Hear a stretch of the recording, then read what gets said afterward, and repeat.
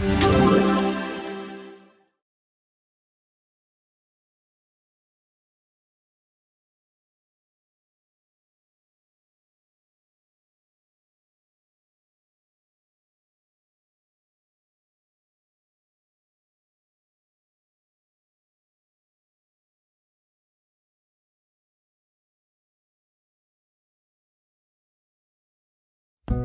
it out a little bit. Take a deep breath. You guys ready? All right, let's get ready to learn.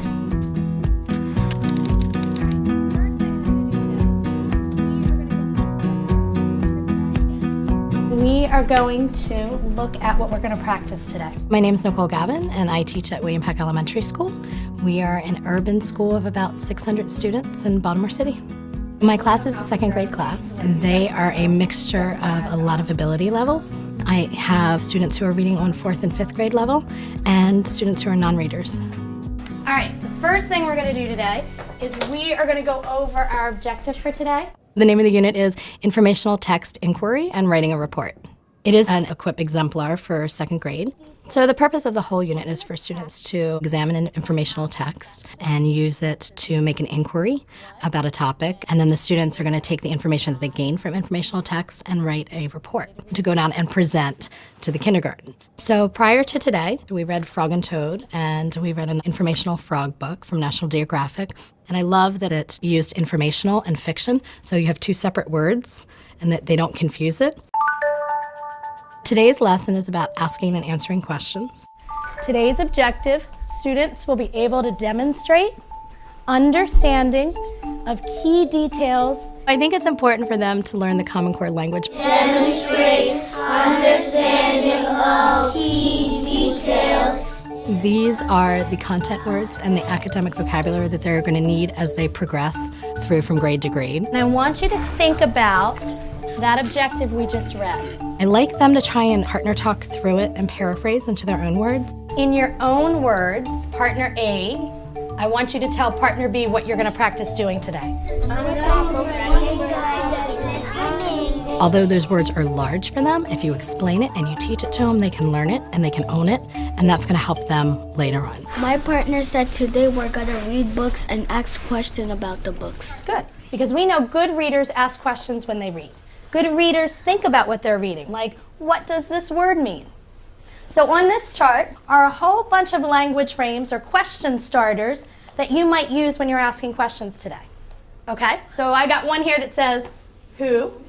You know this one? What, when, where, why, how. Excellent. Open your ears, put your thinking caps on, and listen to this one.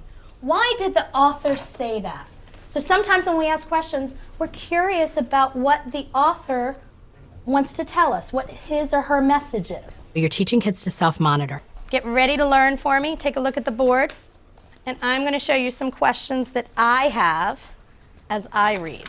And then what I really like to do is model for them. These colorful frogs may look pretty. They need to see it. They need to hear how someone walks through the process.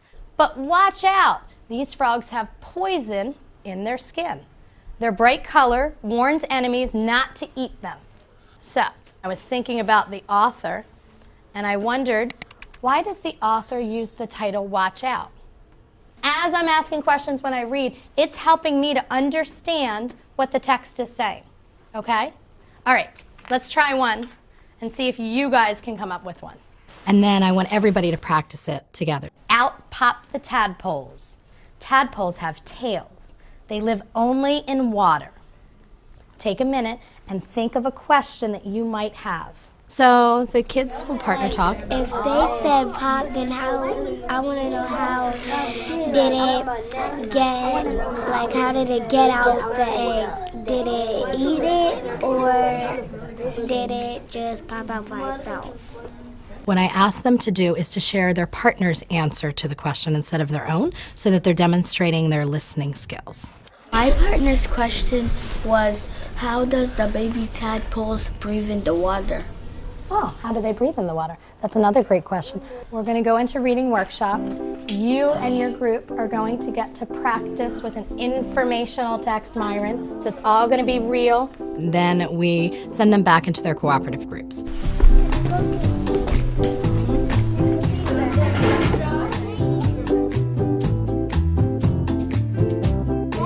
feathers are soon dry and fluffy.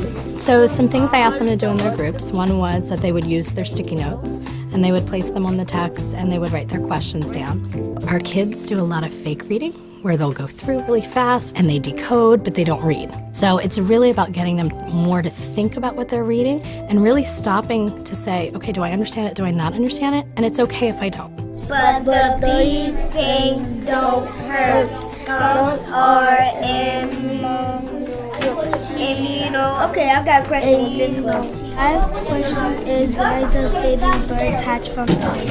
Why do the baby birds hatch from eggs? So tell me, what in the text made you ask that question? What did the author show you or tell you about? That baby birds hatch from eggs. Yeah. So they told you they hatch from eggs and you saw a picture and you're wondering why eggs? That's a good question. So some of the answers we'll find as we keep reading. Some of them we actually have to go and look up. It's really important for them to internalize this idea of going back and finding the answer or going back and rereading for a different purpose. So here's what we're going to do. When we share out, I want you to explain to the class what questions you had after reading your informational text today and what facts you learned. So the kids got up. I wanted them to share what text they read since they all had different texts and explain which animal it was. Then they were sharing the questions that they had about that text, and then they were sharing any facts that they learned. We read